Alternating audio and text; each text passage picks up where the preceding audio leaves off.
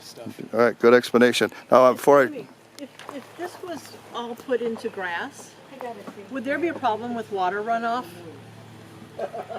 Possibly coming, Well, toward their place in the basement? well, you would have that right now though, Yeah.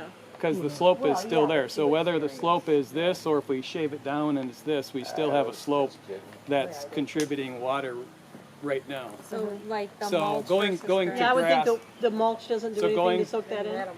Water in. It can do a better job of slowing the initial impact, but the volume itself is still going to be there. Living material, grass, plants, they can only do so much as far as sucking up the water. But Right.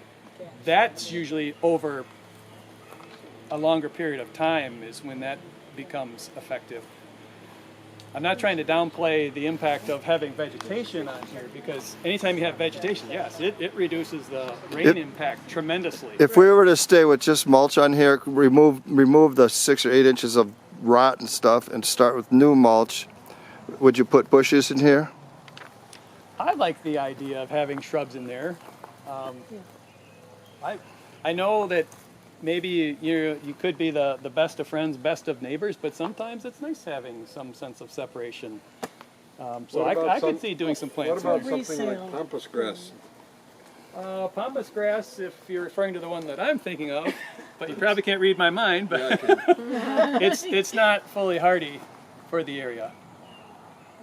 But there are 2 grasses that have gone by that name. The other one is hardy. It's fairly aggressive.